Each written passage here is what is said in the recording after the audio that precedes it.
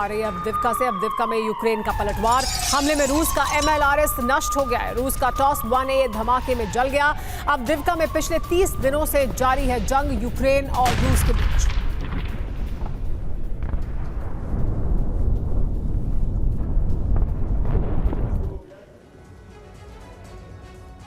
जैसे हालात हैं उससे लग रहा है अब पुतिन जल्द ही यूक्रेन फतह कर लेंगे।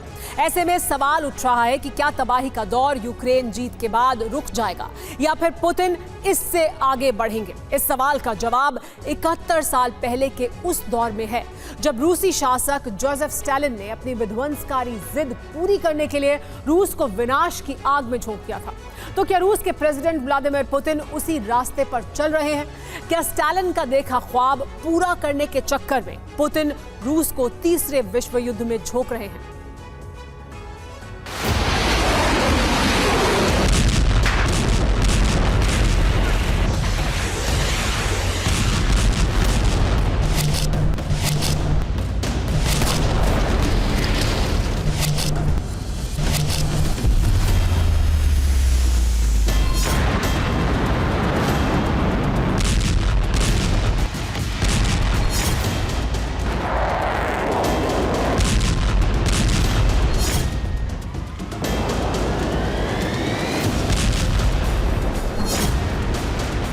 इतनी तबाही,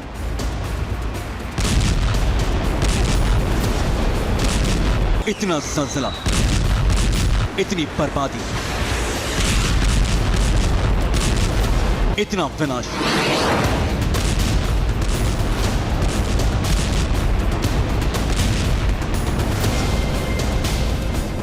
पुतिन के लिए काफी नहीं।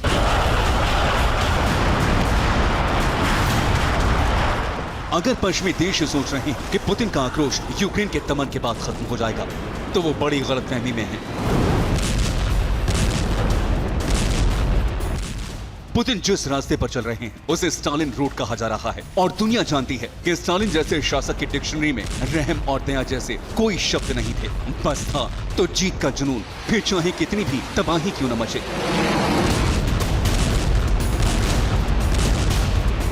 पुतिन जानते हैं कि घर में पनप रहे आक्रोश को और दुश्मनों को कैसे कुचला जा सकता है, फिर चाहे रास्ता कितना भी हिंसक क्यों ना हो। 71 साल पहले सोवियत संघ पर राज करने वाले जोसेफ स्टालिन भी ऐसे ही थे। वो भी विरोधियों के दमन के लिए किसी भी हद तक जा सकते थे। यही वजह है कि पुतिन ने स्टालिन के वक्त की एक एजेंसी को फिर से ताकत दी है जो वर्ल्ड वॉर 2 के वक्त स्टालिन के लिए जासूसी किया करती थी। उस एजेंसी का नाम है स्मर्श, जिसे फिर से पुनर्गठित किया गया है। स्मर्श को 1941 में स्टालिन ने बनाया था। इसका काम स्टालिन के खिलाफ जासूसी कर रहे लोगों को पकड़ना था, साथ ही कम्युनिस्ट शासन के खिलाफ असंतुष्टों पर नजर रखना था। हालांकि इसे 1946 में भंग कर दिया गया था। स्मर्श द्वितीय विश्व युद्ध के बाद बनाई गई थी, जबकि पुतिन ने इसे यूक्रेन युद्ध के बीच बनाया है। पुतिन ने इस एजेंसी को फिर से जिंदा करके स्टालिन जैसे कार्यशैली की याद दिला दी है। पुतिन के इस कदम से कई सवाल उठ रहे हैं। क्या पुतिन यूक्रेन से युद्ध को अगले लेवल पर लेकर जाने वाले हैं? क्या पुतिन यूरोपीय देशों की जासूसी कराकर सीक्रेट जानकारी चाहते हैं? पुतिन अपने तमाम विरोधियों को खत्म करना चाहते हैं? क्या पुतिन रूस की सत्ता पर आजीवन रहने के लिए ऐसा कर रहे हैं? स्टालिन अपने दुश्मनों और विरोधियों को किसी भी सूरत में बख्शते नहीं थे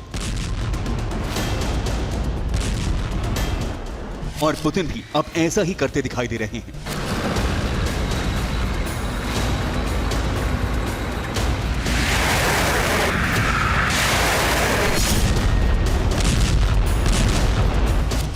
पुतिन खुद KGB एजेंट रह चुके हैं, इसलिए खुफिया जानकारी युद्ध में गेम चेंजर साबित हो सकती है। ये उन्हें बखूबी पता है।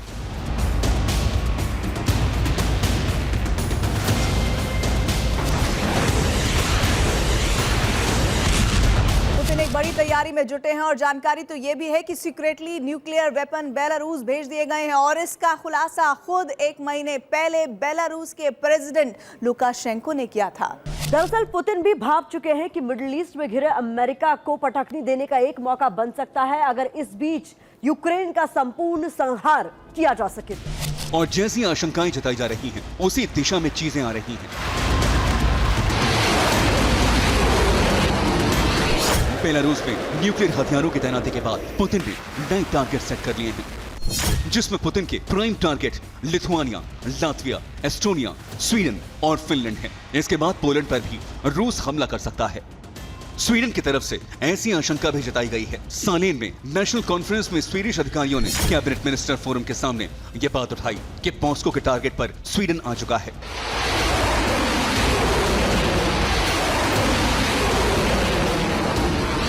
विदेश मंत्री तोबियास बिलस्ट्रॉम ने बताया, स्वीडन को नेटो की सदस्यता हर हाल में मिलनी चाहिए। हम 200 साल में पहली बार अपनी रक्षा नीति में बदलाव कर रहे हैं। रूस एक गंभीर धमकी बनता जा रहा है। भविष्य में वो हमारे लिए सबसे बड़ा खतरा है। पूरी कैबिनेट का जोर इसी बात पर था कि रूस हमें युद्ध में घसीटना चाहता है, जैसे वो बाल्टिक देशों पर हमले की प्लानिंग कर रहा है।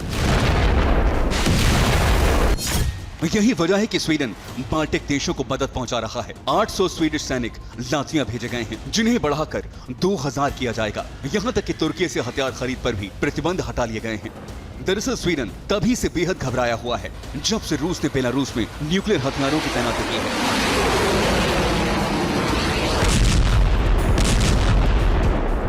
पुतिन ठीक उसी अंदाज में आगे बढ़ रहे हैं जैसे 71 साल पहले रूसी तानाशाह जोसेफ स्टालिन ने खुद को हिटलर से भी बड़ा जताने की कोशिश की थी। लेकिन ना तो हिटलर बड़ा बन पाया और स्टालिन का गुरूर भी पश्चिमी देशों ने तोड़ दिया था।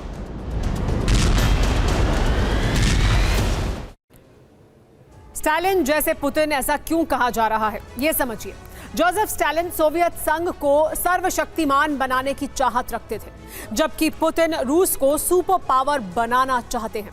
इतिहास में स्टालिन का नाम एक क्रूर तानाशाह के तौर पर दर्ज है, जबकि नेटो पुतिन को तानाशाह कहता रहा है। स्टालिन ने देशभक्ति की अलख जगाकर सत्ता हासिल की।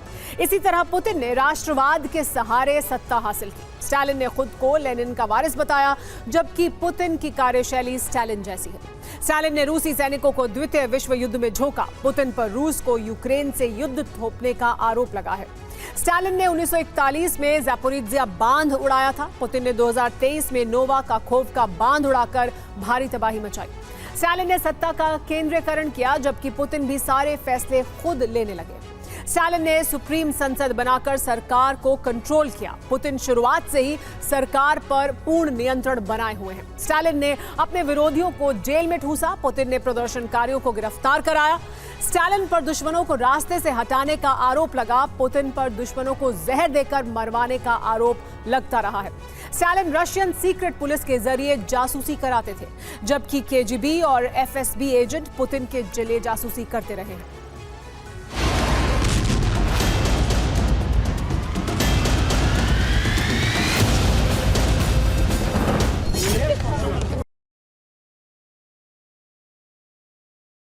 दरअसल यूक्रेन युद्ध की वजह से रूस में आक्रोश पनप रहा है। पुतिन की युद्ध नीति पर सवाल उठाए जा रहे हैं। विरोध प्रदर्शन हो रहा है। लोगों को जबरन गिरफ्तार कर जेल में बंद किया जा रहा है। इसके अलावा पुतिन के विरोधियों की अचानक से मौत हो रही है, जबकि पुतिन पर युद्ध का भूत सवार है। ये हालात ठीक वैसे ही हैं जब स्टालिन काल में रूस अकाल से कराह रहा था, जबकि स्टालिन सोवियत संघ को परमाणु महाशक्ति बनाने का सपना देख रहे थे। इस दौरान उन्होंने विरोध करने वाले 13 सोवियत नेताओं को मृत्युदंड की सजा सुनाई थी। यानी साम्यवाद की आड़ में बड़ा खेल चल रहा था, जबकि पुतिन के दौर में राष्ट्रवाद हावी है, जिससे पश्चिमी ताकत सत्ता पर बने रहने का हथियार मानते हैं। पोलैंड के प्रेसिडेंट एंड्रेस डूडा ने कुछ दिन पहले कहा था, पुतिन जर्मन तानाशाह एडोल्फ हिटलर और सोवियत संघ के तानाशाह जोसेफ स्टालिन से भी ज्यादा खतरनाक हैं। पुतिन एक खतरे से भी बढ़कर हैं, क्योंकि उनके पास परमाणु हथियार हैं। दरअसल पुतिन चाहते हैं कि वो सोवियत काल के दौर में रूस को लेकर जाएं। तब सोवियत संघ में आज के कई स्वतंत्र देश शामिल हुआ करते थे, और उस वक्त सोवियत संघ में रूस, Georgia, Ukraine, Moldova, Belarus, Armenia, Azerbaijan, Kazakhstan, Uzbekistan, Turkmenistan, Kyrgyzstan, Tajikistan, Estonia, Latvia और लिथुआनिया को मिलाकर 15 स्टेट शामिल थे। अब पुतिन अपनी इसी जिद के लिए किस हद तक जा सकते हैं, ये यूक्रेन युद्ध में आज के हालात से समझा जा सकता है।